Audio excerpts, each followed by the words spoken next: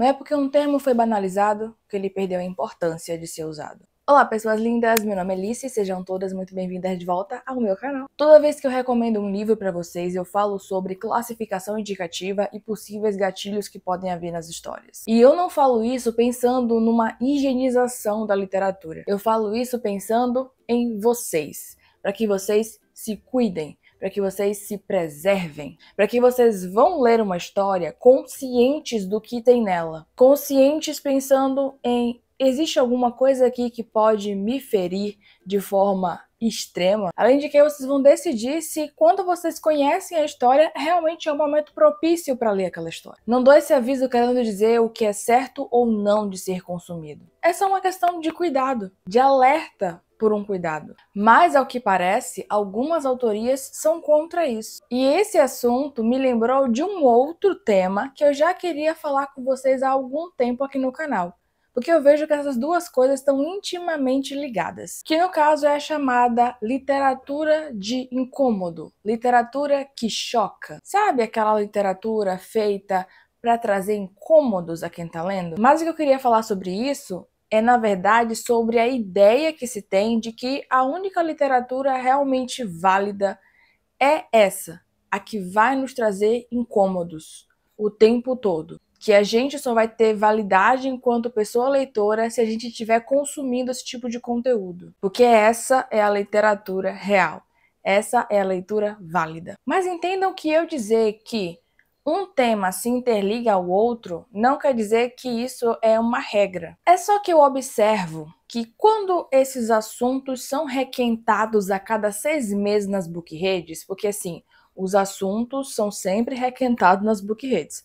Alguns que têm uma veia um pouquinho mais profunda, outros bem na razoabilidade mesmo, só para encher o saco dos outros. Eu vejo que na maioria dos casos, quem se incomoda com avisos de gatilho nas histórias são pessoas que ou só escrevem literatura que choca, ou que só consomem literatura que choca. E são essas pessoas, especificamente, dentro desses grupinhos, né? Não são todas as pessoas envolvidas, é claro, mas essas pessoas que têm essa ideia engessada de que esse tipo de literatura que é a literatura válida, que é a literatura real, que é a literatura de verdade. E assim, gente, essas ideias são erradas em tantos níveis diferentes que eu vim falar sobre isso com vocês aqui no canal.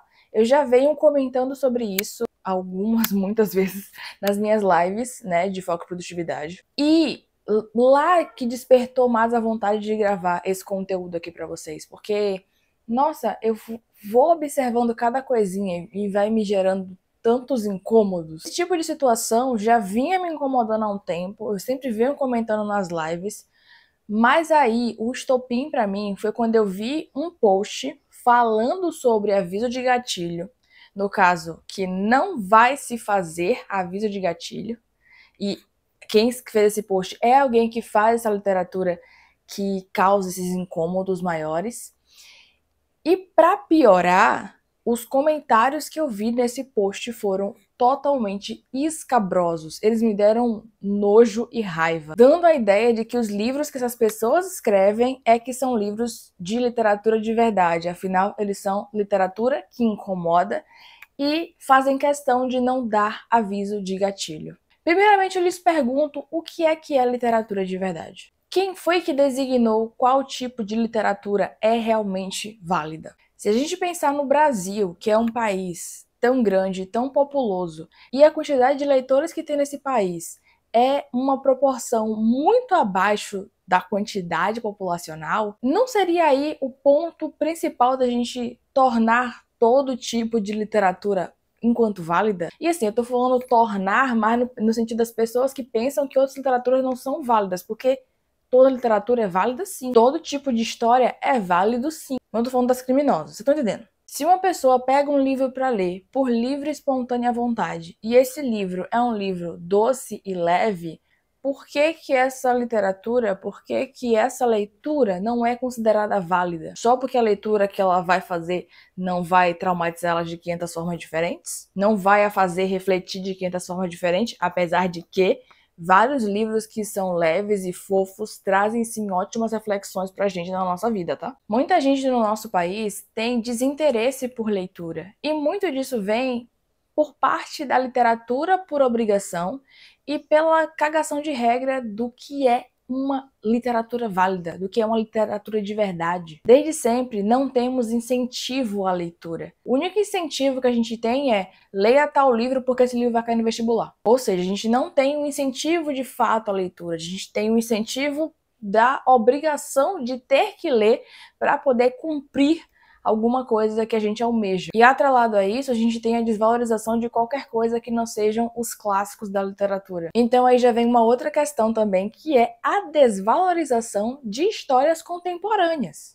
Mesmo as que causem incômodos, porque só vai trazer como válido histórias do passado. O máximo que pode acontecer para ter uma valorização maior da literatura atual contemporânea é se, por algum acaso, alguma delas for cair em vestibular. E se formos falar de literatura contemporânea, e essas literaturas contemporâneas não forem as do tipo que causam incômodo, fala-se dessas histórias como uma grande perca de tempo. Pensando no, e essa história vai agregar o que na sua vida? E eu te digo que ela vai me entreter. Porque literatura também é entretenimento. Toda literatura vai ser entretenimento, de formas diferentes, mas vai ser. E um livro me entreter ao ponto de eu ficar feliz não torna ele menos importante. Livro não é apenas para ser um arcabouço teórico para a gente aprender 400 coisas de uma vez sobre a vida. Como eu já falei, esses livros considerados mais simples, eles também são histórias que podem sim trazer várias reflexões sobre a vida e nos ensinar muita coisa em sua simplicidade. Sem falar também que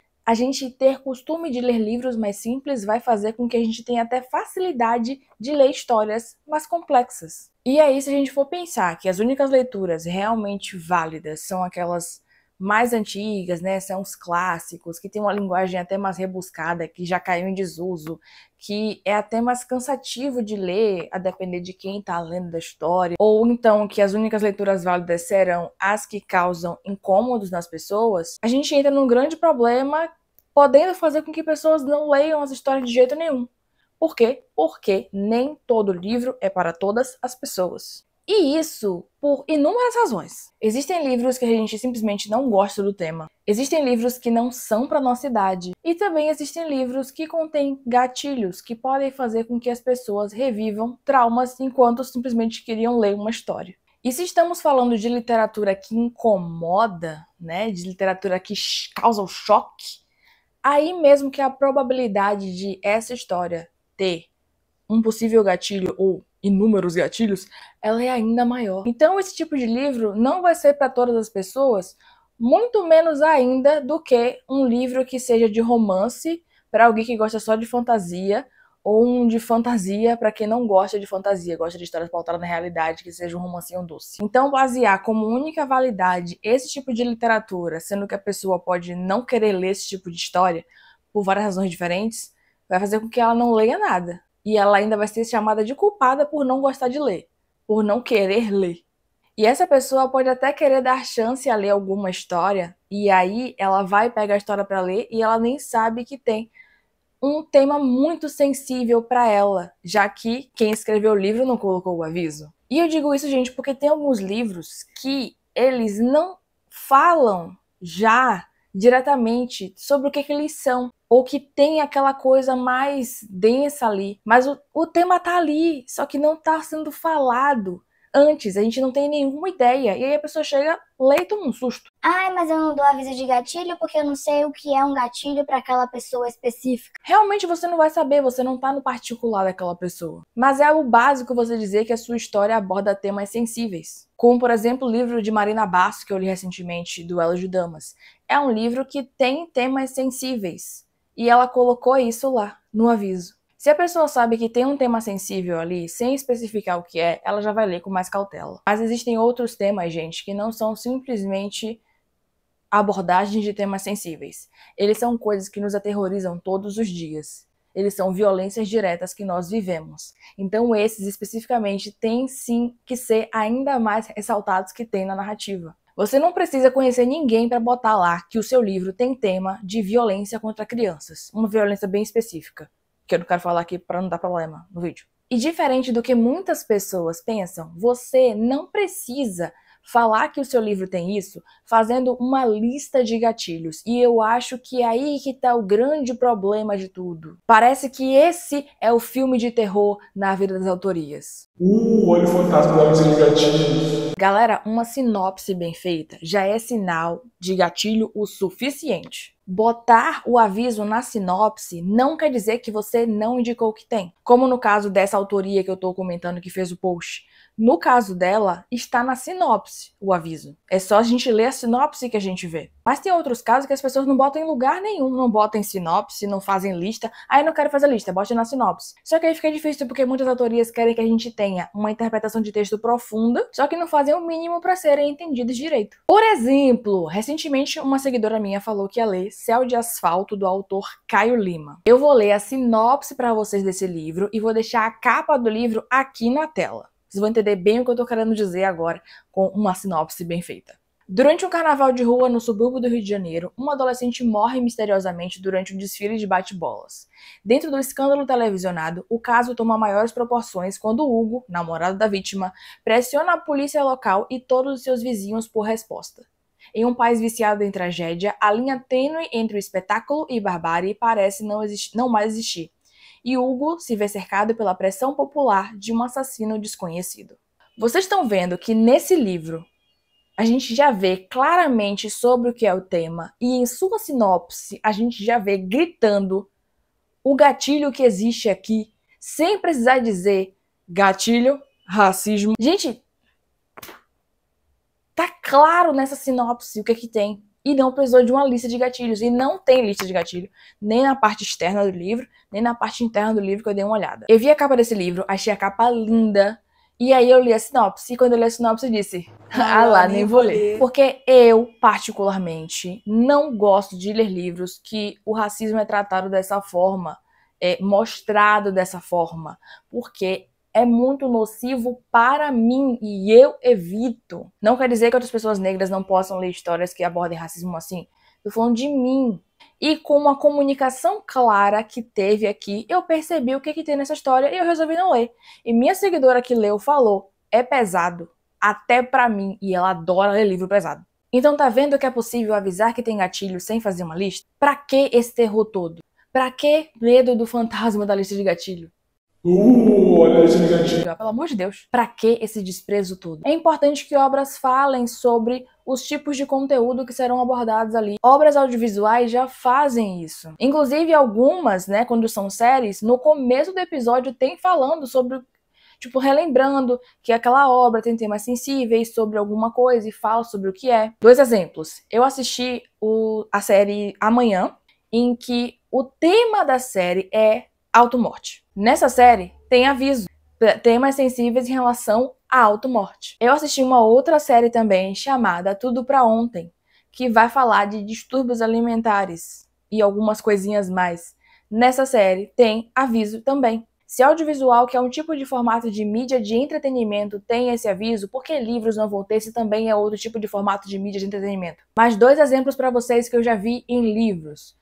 No livro O Centro de Todo Caos, de Marina Feijó, na sinopse dele, né, junto da sinopse, na verdade, ela botou um aviso e aí botou os temas sensíveis que descreve. E eles são temas bem pesados, do tipo da série Amanhã. Só por um motivo diferente, mas tipo, as 2 coisas falam de automorte e algumas coisinhas mais. Mas ela colocou isso já na sinopse. Ela não fez uma lista separada. E um outro exemplo que eu posso dar pra vocês é Nem Todos os Beijos Têm Gosto de Inverno, da autora Yasmin Mahmoud Khader, que fez, nesse caso, uma lista de gatilhos que tem na história. E por que é importante que Yasmin faça esse aviso assim ainda maior? Porque se você olhar para os livros de Yasmin, vocês vão pensar, nossa, são lésbicas fofas se apaixonando. E sim, são lésbicas fofas se apaixonando, só que elas estão muito ferradas da cabeça, então ela bota muito drama ali, e no meio desse drama existem esses temas mais sérios sendo trazidos. Então não se engane com uma capa fofa se o tema do livro é mais denso, sendo que ela escreve já, ela avisa antes que o tema é mais denso. Tanto que é por isso que eu sempre realço para vocês, verifiquem classificações indicativas, que já é um aviso importante sobre a possível acessibilidade daquela história, e os possíveis gatilhos. Diferente do que a galera pensa, uma comunicação clara, seja ela por sinopse ou por lista de gatilho, nos dá o direito da escolha. Sabe aquele botão do estou ciente, quero continuar? Seria tipo isso, só que nesse caso de forma ainda mais clara, porque geralmente a gente não lê o que tem naquele negócio de estou ciente, quero continuar, né? Nesse caso, tá bem de cara o que se tem na história, e a gente vai escolher se quer ler ou não. A vida é um trauma, como eu vi uma das pessoas comentarem naquele post que eu citei no começo desse vídeo. E é justamente por isso que eu não quero rever o trauma nas páginas de um livro que eu peguei pra ler pra me entreter. Se eu escolho estar em um ambiente controlado, eu não vou me colocar numa situação de vulnerabilidade e risco desnecessariamente. Tá tudo bem quem quer fazer livro só pra chocar. Existe gente que só quer ler livro dessa forma também. Há público pra todo mundo. A questão é que você tem que comunicar que o seu livro é desse tipo. Até porque quem gosta desse tipo de livro vai atrás de você. As pessoas que escrevem histórias assim têm que falar que as histórias são assim. Porque aí atrai quem gosta, porque vai ler já esperando por isso, e afasta quem não gosta, porque já vai ler, quer dizer, já vai evitar ler porque sabe que vai encontrar isso. Eu, por exemplo, se chego no perfil de uma autoria e vejo que ela escreve histórias apenas desse tipo, né, que é literatura de incômodo, literatura que choca, e eu vejo que as temáticas envolvidas ali, as abordagens ali, não são do tipo que me agradam, eu simplesmente vou embora. Eu não vou ficar, porque não é livro pra mim.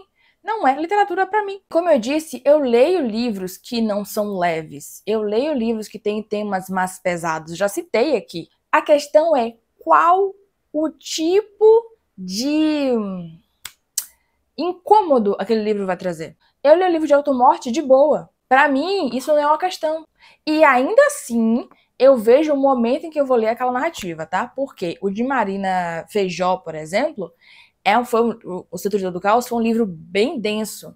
Então, eu não li ele logo que eu o adquiri, porque eu sabia que era uma temática mais pesada e eu teria que estar bem pra isso. Porque nem sempre a gente tá bem pra ler uma história, gente. Às vezes a gente tá passando por uma situação muito complicada que, por mais que a gente não seja uma pessoa que tenha ideações daquele tipo, a gente fica mais em situação de abalo, sabe? E esse livro de Marina, por exemplo, é bem pesado, até que eu li ele junto com um livro de comédia romântica pra ir equilibrando. E é por isso que eu sempre saliento pra vocês quando o livro pode ter um possível gatilho, porque eu sei que vocês podem passar pela mesma questão que eu. Enquanto leitor, eu vejo de forma mais clara ainda o que tem naquela história, e aí eu já falo pra vocês durante quando eu tô contando pra vocês sobre o livro, vocês já têm uma ideia do que é. Eu só realço no final pra que vocês estejam atentos a isso. Inclusive, uma outra coisa horrível que eu vi nesse post foi falando que a pessoa não põe aviso de gatilhos porque ela escreve histórias para adultos. Só que assim, isso não é muito amplo de se dizer. Existem muitos tipos de livros para adultos. Existem muitos tipos de livro para adolescente, quanto mais para adulto. Essa fala me lembrou desse vídeo aqui de Beos Lopes. Mas se não tem hot, por que o livro é mais 18? A primeira coisa que a gente tem que fazer é colocar na cabeça que um livro ser para maiores de 18 anos ou para maior de 16 anos, ou o que for, não está diretamente relacionado ao fato de que se tem ou não cenas calientes. É um dos fatores, mas não é o único. Acabou que muita gente fica focando simplesmente no tem ou não tem hot, quando na verdade a gente tem um conjunto de fatores que englobam a decisão ou colocação de um livro para maiores ou não. E nisso a gente também tá falando de violência, temas abordados, responsabilidade dessas coisas que foram abordadas, sim, cenas de sexo, entre vários outros mini fatores e grandes fatores. Então, às vezes, o livro nem tem cena de sexo, mas ele é direcionado a um público maior de 18 anos. Por quê? Pode ser que realmente ele englobe vários outros fatores, como algum tipo de violência, ou os temas abordados, ou vocabulário usado, e por aí vai. Mas pode ser também que é porque ele é um livro direcionado ao público mais adulto. Um livro, por exemplo, que aborda infertilidade e crise no casamento, mesmo se ele não tiver cenas explícitas de sexo, do que ele vai de fato interessar alguém de 14 anos? E aí esse mesmo livro sobre infertilidade, sobre crise no casamento, sobre a vida depois dos 30, depois dos 40, não sei, pode ser que fosse um livro muito importante para a vida daquela pessoa daqui uns 20 anos, só que naquele momento é um livro chato, é um livro que fez a pessoa perder vontade de ler, é um livro que fez a pessoa achar que detestava um autor ou uma autora, sendo que na verdade só não leu no momento certo.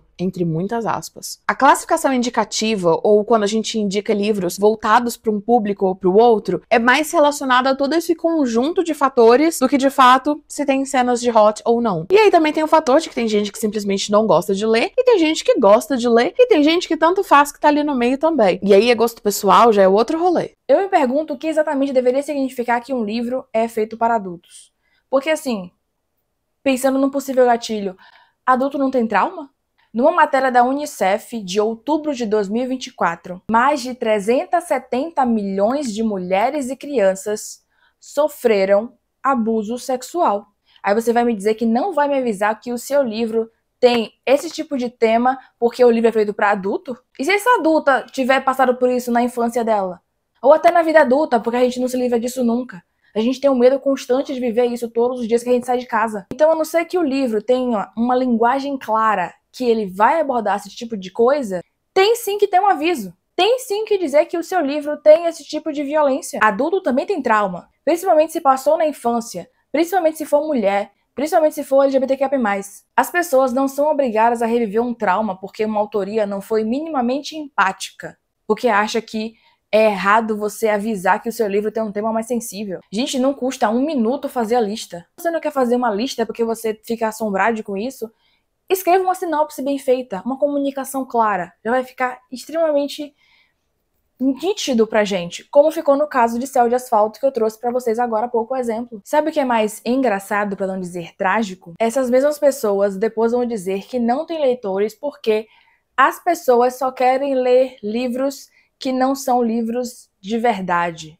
E geralmente quando falam isso estão se referindo a livros que tenham hot. Jogando assim a culpa da própria mediocridade e falta de empatia em leitoras que nem são seu nicho. Com tudo isso, novamente voltamos à ideia de o que é literatura de verdade. Cada pessoa vai ler o que gosta. Não existe uma régua de que tal coisa é melhor do que a outra coisa. Ou você vai me dizer que uma pessoa não é leitora porque ela não quer ler um livro que causa choque de 150 páginas, mas essa mesma pessoa ama ler um livro de 800 páginas de romance doce. Quando eu falo pra vocês para verificarem os possíveis gatilhos, é para vocês se cuidarem. Um aviso de gatilho nas histórias não quer dizer que necessariamente esses avisos vão te afetar. Porque, como eu disse, eu já li histórias que têm gatilhos para outras pessoas que para mim são nada, então eu consumo. A palavra gatilho é usada para chamar atenção no que pode ser sensível para alguém e pode afetar alguém diretamente. Não é para assombrar. E eu acho que esse também é um dos problemas aqui.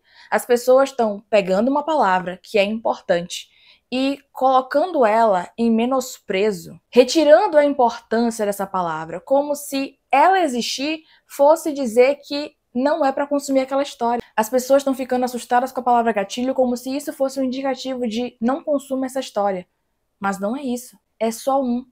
Tenha cuidado. Veja o que é que tem aqui. Veja se realmente é para você. Gatilho não é para ser um assombro de ninguém e nem é um indicativo de bobagem. Porque é isso que deveria ser a briga de verdade, gente. Pessoas que estão colocando o gatilho como se fosse uma coisa ridícula. O motivo da briga deveria ser a banalização do termo no sentido de quem faz lista de gatilho e bota gatilho, homem escrito por mulher. Ah, pelo amor de Deus. Gatilho é o que pode te jogar a dor do trauma. É sobre violência, é sobre dores que temos, que nos faz reviver desgraças que passamos na vida. É bizarro ter falsas listas, assim como é bizarro ouvir a palavra gatilho e já associar como frescura das pessoas. E como eu tinha comentado antes, o aviso de gatilho, ele não vai ser apenas uma questão de você reviver o seu trauma, mas até de você evitar consumir uma história no momento em que você não tá bem para consumir aquela história. Eu queria ler certos livros que eu não li no momento em que eu os adquiri porque eu não tava bem para ler, mas eu queria ler e para mim não ia afetar.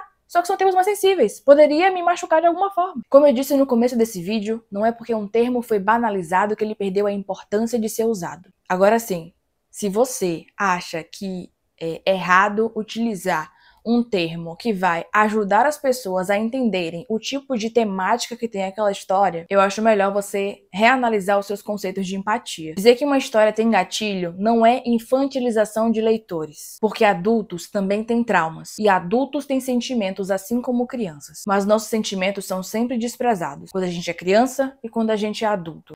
Pense sobre isso e me conta aqui nos comentários o que você acha desse assunto. Não esqueça de compartilhar esse vídeo e muito obrigada por ter assistido até aqui, ter se inscrito neste canal e ter deixado seu gostei nesse vídeo. Um beijo e até o próximo vídeo!